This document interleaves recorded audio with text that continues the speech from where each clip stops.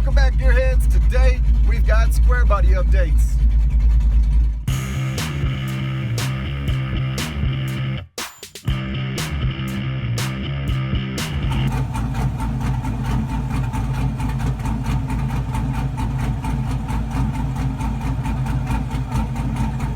Had to shut that off so y'all can hear me. All right, about 3 weeks ago, y'all saw I uploaded a video walking through the salvage yard, and the main thing I said is that I'm back in Texas now. So I'm transitioning, actually the 8th, so what, 3 days ago was my last day of active duty military.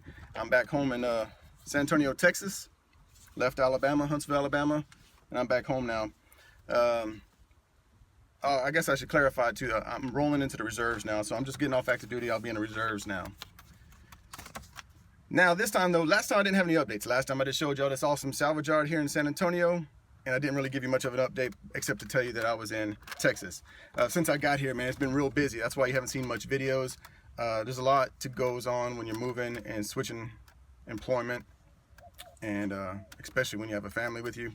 But this time, this video, you're gonna get some updates, all right? I'm not gonna leave y'all hanging this time and leave you with a little teaser. All right, so this update, what we're gonna do is get you all caught up on the square body so you know what all's been going on before I start rolling into other projects, because in the background, I've had other projects going. If you've been following me on my Facebook blog page, A Gearhead for Life, you know that I got the Vandal, the 2001 Chevy work truck, and also the 2001 Tahoe, the family wagon that I've been working on. But I'm not gonna jump into videos of that until I got you updated on the square body, what's been going on, because a lot has happened actually since the last update video. Now the last update video, I did a little smirk, I gave a little hint that I was getting a bigger cam, if y'all remember. Well, the cam is in, and it kind of was a domino effect there, chain reaction of events that had to happen. So when I put the cam in, other things that came along with it, which I'll get to that. So the cam that went in was a BTR Stage 4 truck cam. You gotta make sure to say truck on there because they have other car cams that are completely different. So it's a BTR Stage 4 truck cam. The reason I went with it, well, one, my buddy Brian Kimball had one at LS Fest and it sounded sick. Who's the other guy? And then my buddy Sergio. Both of them going on back at LS Fest, is, you know, September last year. Gave me the itch, man. I had to get it, had to try it out. So what was so interesting about the BTR truck cam, it's a budget cam. So I wanted to test it out not only for myself, but also so that you get, you know, a little feedback about it. Now what makes it the budget cam is usually when you go get a cam for an LS motor, you're gonna spend around 700 bucks for the whole cam kit, because, you know, the cam itself's 400 bucks, and usually they're gonna have roughly 600 lift. So you're gonna have to have good valve springs to go with it. It's about 150 at least. And then hardened push rod is another 100 bucks. It depends on the kit you're getting, how much it is, but that's what you have to get. So with the BTR truck cam, the reason it makes it budget and what's cool about it is because you can use the less expensive LS6 valve springs instead of buying better springs, and you can also use your stock push rods. The reason you can do that is because it has low lift, or roughly 550. I think it's about 553, 547 lift. Now, it performs well, and it sounds beautiful, man. It sounds beautiful. The duration on it's a 224, 230. It's got a 111 LSA. It's a lovely cam. That's what you were hearing in the background right now, and I'll get y'all a better sample clip of the audio here in a minute.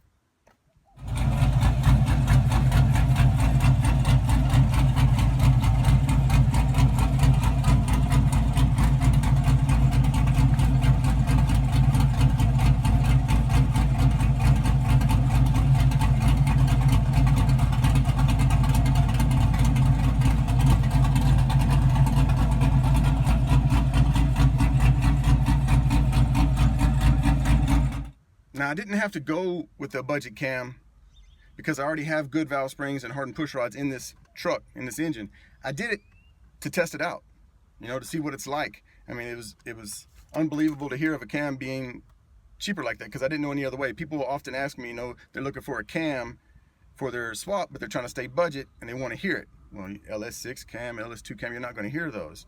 I guess an ASA or a hot cam you would hear. They're getting hard to find. But I never had an answer for them, because no matter what, cam kit's gonna be anywhere from 650 to 750, and I didn't have a budget answer for them. Now I got a budget answer for them. Something with low lift, like the BTR truck cams. You don't have to get just a stage 4, but they got the stage 3, stage 2. They have other cam options also. I know y'all have noticed on social media where you'll see someone, usually they're not real experienced, but they'll post up on Facebook, say, what cam do you recommend that sounds good? I want a good sounding cam. And they're talking about the sound of the cam, right? Then you have the experienced guys get on there, well, who knows if they're experienced, right? But they'll get on there and make a negative comment and say, buying a cam for sound, that's stupid. You know, or like they're picking on them and making fun of them.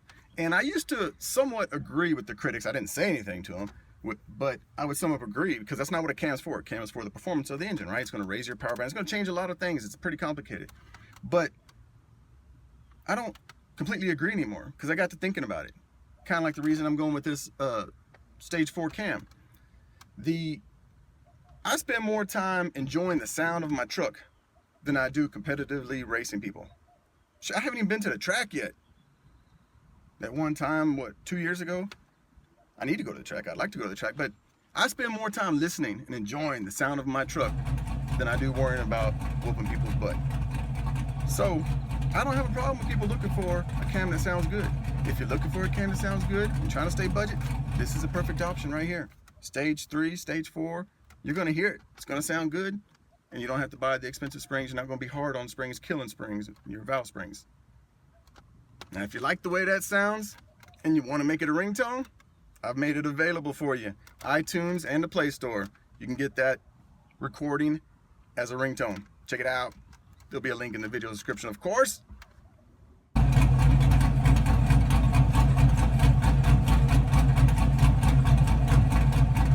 Now let me tell y'all the crazy part. Let me tell y'all what happened when I was slipping this cam in. See, I shouldn't have been messing with the cam. I was trying to prepare my house in Alabama to sell so I can get back home to San Antonio, right? But I had some extra energy, got a lot done in the house, and I felt I should take on the challenge of slipping that cam in there. It shouldn't take too long, right? Well, everything was going smooth. We were going to have it done roughly half a day. Everything was going good, right? Until the lifter fell. Yeah, so if you don't know, in the LS motor, the lifter's underneath the heads. If you drop a lifter, it falls down. Usually you could try to fish it out, but I didn't have any luck fishing it out. It went all the way down to the oil pan. That means I had to drop the oil pan to get the lifter out. So the reason that happened and how you can prevent it is you use dowel pins. You can get wooden dowel pins from the, Home Depot, whatever, Lowe's, and you slide them in the front. It'll squeeze up against well, you spin the cam first and it throws the lifters up, and then you slide your dowels in and it kind of wedges in there and holds your lifters up. The reason it didn't work for me is because I was using 1/4-inch dowel rods, not dowel pins, excuse me, dowel rods. I was using 1/4-inch dowel rods. That wasn't big enough. I never noticed it in the past being an issue, because when I spun the cam, the lifters stayed stuck up in the lifter trays, and I never really needed the dowels, I guess, but I never had an issue. Well, this time they weren't staying in the lifter trays, and the rods weren't big enough to hold them, so they all fell down. You don't want a lifter falling. It's not fun. It's a waste of time. So from what I gathered, the right size dowel would be a 5/16 inch. So you can go to the Home Depot, Lowe's, get you a 5/16 dowel. Sometimes you might have to shave it down some so it doesn't fit so tight. It all depends. You try it and see. But there'll be 2 holes in the front of the engine where you can slide it down, and it'll wedge up between your lifters and the block and hold them up so they don't fall. Actually, they also make a tool for that, probably out of aluminum or something, that does it. But learn from my mistakes. Don't drop your lifters. Get the right wooden dowel. So to put those lifters back in, of course, you got to remove the heads. So I had to pull the heads off, put the lifters back in. Since I had the heads off, what a perfect time to go ahead and mill them, right? Let's go ahead and bump up that compression. You know, I already have 4.8 flat top pistons in the engine. What was that? 10.5 to 1 roughly. I'm throwing numbers out here off guessing. But I figured I'd go ahead and get closer to 11 to 1. So I milled the heads 45 thousandths before putting them back on, and it got me 11.4 to 1 roughly. I've been driving it like this for a few months now, and I haven't had any issues. I just run Supreme gas. I was running Supreme gas before I milled the heads with just the 4.8 pistons, but it wasn't needed, because even a few times I ran regular gas and had no issues, no detonation, knock, whatever. I haven't tried running regular gas with this current compression, but I don't think I have a need to. I mean, what's the whole point? The point, you raise the compression, you're gonna need some octane, so let's go ahead and keep it Supreme in there. So while I was doing the work, here comes the domino effect. Slipping in the cam, I figured I might as well go ahead and put bigger injectors in, make sure I got plenty of fuel and I don't run out of fuel. So I used the same white top injectors like I had in the 5.3 squirter project, They're white top 42-pound injectors I got from the junkyard. You get them out of a supercharged 3800 3.8 Buick Regal GTP, whatever. And you got to find 2 because it's only a V6, so you need 8. You can also find them on eBay sometimes. A pack of 8 around $100, but that's a budget way to get larger injectors. It's bigger injectors than I need, but it's better to have more fuel or more room to grow than start running out of fuel with the stock truck injectors. Those are those white top injectors I was telling you about from the junkyard there. Turned inboard, clipped inward so you don't see they're turned inboard so the clips will be inside so you don't see the harness coming off of them. Yeah, she's dirty. He was my daily driver forever, so excuse the dirt. Now those white top injectors are just like an LS1 injector, so it's going to have a different connector on the harness than the truck harness does. So while I was doing all this shuffling and working on the house, my buddy Kenny Cash over at LS Wiring Harness Conversions on Facebook, I'll put a link in the description, he went ahead and took care of me, and he cleaned up a harness built for what I needed here, so it had the right plugs for the injectors, and he made it run out the back of the engine. You know, normally a truck harness hangs down the front of the engine. If you look at my previous videos, you've seen it, and it's right there in front of you. You got to look at it. I didn't like looking at it. So he ran out the back of the intake for me, and I was able to run it through the firewall and mount the computer in behind the glove box and get it all out of sight. So you can barely see the harness now. It looks great. And let me take you out there and show it to you. Like I was saying earlier, the truck harness usually runs right here. Big old fat blob of harness. Comes down right here, and before I was hiding my computer underneath the air filter where you never saw it. But you just have this big, fat loom harness going right here. And I didn't want to look at, the first thing you see is a harness when you open the engine bay. Excuse the mess. This is a different story. I'll get to that in a second. Oh, that one too. But that's not part of the truck harness, the engine harness. So what Kenny did for me, he wound up running it out the back. You can't even see the engine harness now. All these other wires that I got messing around, that's not the engine harness. There you go. That right there in the firewall in the back, that's the engine harness. That's the one he cleaned up, reloomed it, and rerouted the wires out the back of the intake. So instead of coming down here, now it goes to the back through the firewall, which I need a grommet on there. Turn the injectors inward so we don't see the harness there either. It's all cleaned up. It's nice, real nice. You don't see any harness. Okay, now I'll explain this mess over here. So when I put this harness on, I figured it was a great opportunity, part of that domino effect, to relocate my power distribution point, which was right there from the factory. That's what that shape is. You know, you'll have a couple of wires come from this way for the AC and stuff. Come here, it's kind of like a power distribution block, kind of weird looking old thing. But I didn't want wires hanging over my engine, so I rerouted the power to not go over the engine. I ran the ones I needed power from on that side. I ran them inside the dash to this side. They're all coming out here now, and I need to loom those together. Some of them probably need to be extended. And I put a power block, distribution block here. This came out of a 90s Chevy Truck, but I put it there. I need to cover it up with something. But I'm gonna strap these all together and loom them up. Haven't had time to get to that yet, but that's why you see that mess there. Changing things so that they're not hanging over the engine anymore. Instead, run them that way. It'll look better once they're got braided loom on them. And that funky wire there off the alternator, that's one of those that needs to do the same thing. It needs to be ran to the power distribution block. That's why it's hanging right here. Just act like you didn't see that. It looks like crap. Yeah, but Kenny Cash, he does great work. He's a great guy. I see him on Facebook helping people all the time. People who aren't even his customers. He's just trying to help people out, share information. People post up wiring questions. I see him taking care of people. I like the dude. Now once I had all of that together, I had to get it tuned, of course, tuned for the new cam and the bigger injectors. So my buddy Richard Wayne, he came over, hooked up the tune, adjusted it out for me as well as he could at the time. I didn't have my wideband hooked up, but he got it working great, man. I haven't had any issues since then. But Richard Wayne, he's got a Facebook page as well. It's Atomic Fabrication and Performance. Go check him out. He's got a cool build himself. He's got a truck with the LS in it and supercharged. Used to be turbocharged, all-wheel drive. Sick. He's got some videos on YouTube as well. I don't remember his YouTube link right now, but I can put that in the description. But check him out. If you need help with your tune, he can help you, especially if it's boosted.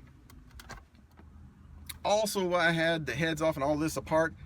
Figure what better opportunity to go ahead and slap on these new headers I had.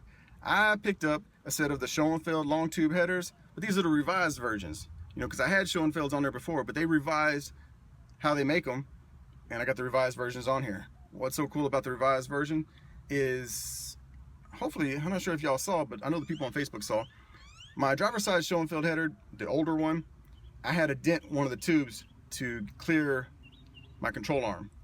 Also remember, my engine's an inch forward than most of y'all's will be, or most commonly done in a swap. My engine's an inch forward. I did that because I was lazy when I was swapping the engine. My yoke on the 80E was an inch thicker. So instead of waiting for another yoke to come in, I was in a rush, I went ahead and moved the engine an inch forward. And I'm not changing that now because I've already made room for the AC compressor and the frame and all of that. But that being said, my engine's an inch forward, which caused even more clearance issues with my header. I put on the revised versions, no clearance issues. The header went right in there, and it does not hit the control arm, and I didn't have to dent anything. The only, if you want to call it a modification I had to make, it's not really a modification because it's part of the collector, which is going to your exhaust pipe. But where the collector is, I had to trim some of it back and turn the exhaust underneath my shift linkage.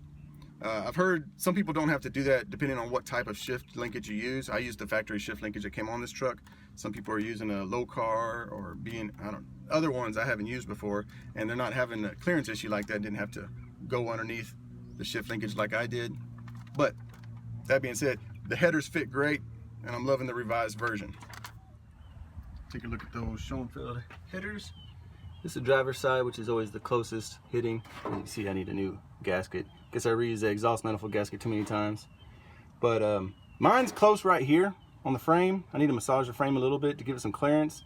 But like I said, my engine being an inch forward makes things a little bit different for most.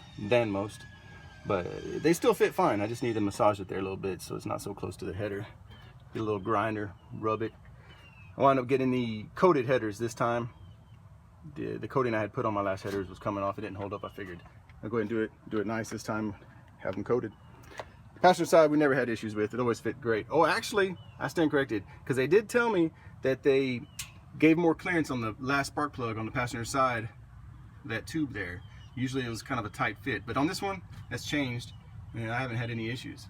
Because now I think back to it, on my first set of headers from Schoenfeld, I did kind of pinch that factory metal sleeve to give it a little bit of an angle and clear the header, but these are revised, no issues.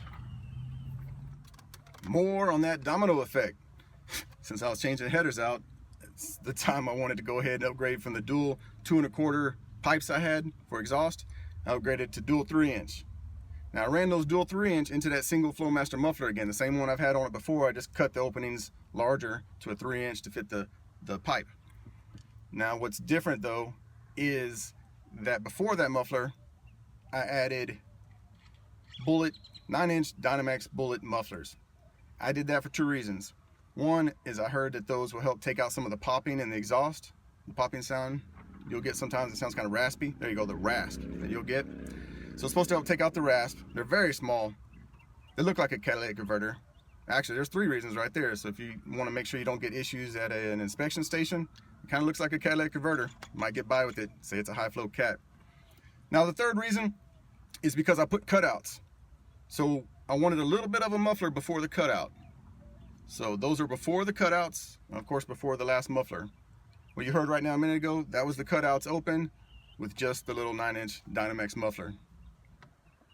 Now there's one of those 9-inch mufflers on each bank. Right after the collector, there's a 9-inch Dynomax on that side and a 9-inch on that side, cutout on that side, cutout on that side, and after those they flow back to that one Flowmaster muffler. These are what I use to block off my cutouts. Put a V-band on the end of the cutout and just, capped off the V-band. So when I want to open up the cutouts, take off the V-band clamp and the cutouts are open. Same for the other side. Since the last update video, this truck has made 2 trips to Texas, from Huntsville, Alabama to San Antonio, Texas. That's roughly 950 miles. The first trip I didn't have the cam and all this on there. I had about 500 pounds in the bed, drove it here, dropped off a load, spent some time here on leave, and then went back. 950 miles each way. Did fine, no issues, it was great. Now the second trip was my final trip leaving Alabama to here. That was a serious one. It was serious because I was pulling a trailer with my Camaro on the back. Not only that, we took the T-tops off of the Camaro and filled it with car parts. And of course I filled the bed up as well, and I stuffed a few things underneath the car. It was heavy. It was heavy. I was curious how heavy, so I stopped at a truck weigh station. The load weighed in at 12,000 pounds. Made it all the way here, no issues. Some people say that that would kill a stall converter. You know, I got a 3200 stall in here. I'm not going to argue with them if being wrong, but I have not noticed any issues, thank God. One thing that probably helped me is it was cool out. It was in December. It was nice and cool out, so that sure probably helped keep the transmission cool, but I didn't have any issues. It pulled it like a champ. The only thing I wish I would have done differently is I wish I would have mounted the car a little bit further back. I had it too far forward on the trailer, which put a lot of weight on the hitch of my truck, and but it did fine. It just looked like crap because the truck was squatting bad. It was heavy load also. To help haul that load, like I talked about in my last video, I did install air over leaf helper bags. They helped. They helped for sure. It would have helped a lot more if I didn't have the car so far forward on the trailer. But they worked. Everything went great. The trip was great. I mean, I drove a little bit slower, of course, pulling that load, so it took me about 17 hours to get here. But everything went great. Now, before I left Alabama, my buddy Derek and Jim came over and helped me mount a 25-gallon Blazer tank in the back, behind the back bumper.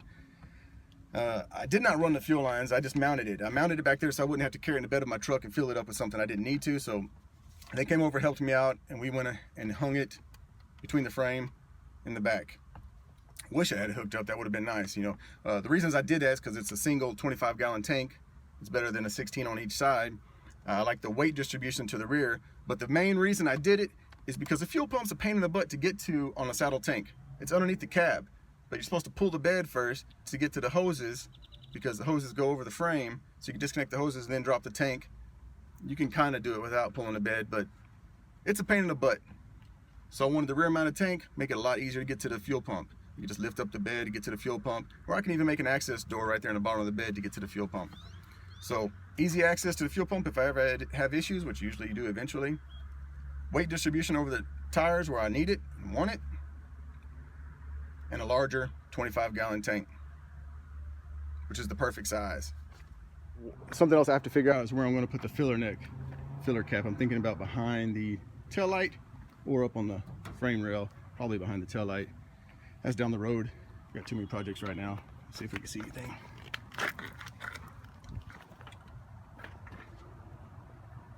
You can kind of see, but it's back there. It'd be better if I showed you photos. You'll be able to see a lot more. I look forward to using this tank instead of the side saddle tank.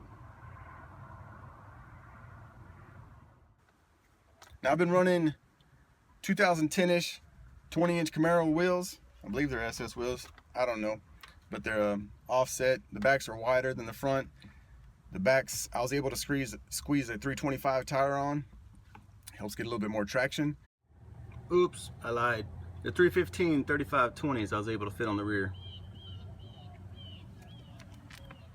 To make those wheels fit, I used 2-inch wide hub-centric adapters, because it's going to fit the smaller bolt pattern of like a Camaro has. Camaro, Corvette, they're all the same, S10.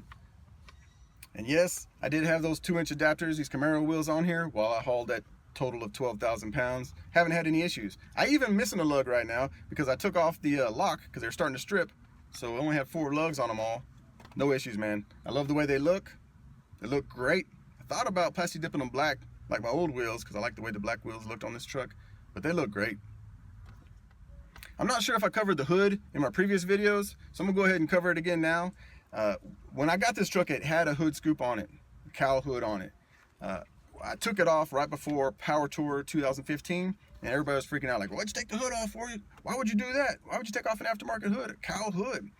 Well, I didn't like that hood. It didn't fit me. It had a recess down the center of the hood that I just didn't like. It wasn't my thing. It kind of reminds me of a Trans Am, and the Trans Am body lines just didn't fit the truck. That's my preference. I didn't care for it. And so I went to a stock hood at that time because I didn't want to invest in painting a hood I didn't like. So I painted a stock hood and put it on here. I rode like that for a while, but I finally got a 2-inch cowl hood that I wanted. Just a regular 2-inch cowl hood that you've seen in the past. Crease down the center of the body line, right down the center of the hood. That's the one I wanted. I dig it. That's what I like. Now my buddy Nate Wellman, he's the one who painted that hood for me. He got it looking good. He knocked it out so I could make it to LS Fest with the hood all done. He does great work. He's painted 2 of my hoods now. Good guy. You want to check him out? He's on Instagram under I don't remember what it's under, but I'll put that in the video description also. Like I said in the beginning, future videos you can expect to see is the family wagon, which is a 2001 Tahoe. We've lowered it, put some 20-inch wheels on it, and a few other things. Also the 2001 Chevy 1500, that's my new daily driver, my work truck, so I don't beat this one up in this crazy San Antonio traffic. It's much more busy here than it was over in Alabama. I don't want to risk wrecking it or getting stolen, whatever. So I got me a work truck, 2001 Chevy truck. That it's beat up. It was beat up. It looked like it had been rolled over before I got it. It's starting to look better now, but you'll get that in the future videos. We've named that truck the Vandal because it was vandalized, and that's how I got it cheap. Now my goal for this video right here is get you all caught up as much as I can on this truck. Didn't want to leave it in the past, so I can start rolling on to more frequent videos. I'd like to get a video up every week. That's what I want. I want a video up every week. But there's no way I could start up with a video on the Vandal when I haven't even caught you up with what's going on here. You know, I'm driving it around, so I want to shoot a video every now and then and show you what I'm doing, what I'm jacking with, what's going on. But you're gonna be like, where the heck did this truck come from? Same thing with the family wagon. So now that I got you all caught up on this truck, you're gonna see a lot more of the family wagon, the Vandal, and other things. You're not gonna see this truck for a little while. That's it. That's all that I have for you. Don't forget, if you like what I'm doing and you want to see more, hit the like and subscribe button below. Y'all have a great weekend. Be productive and keep on wrenching.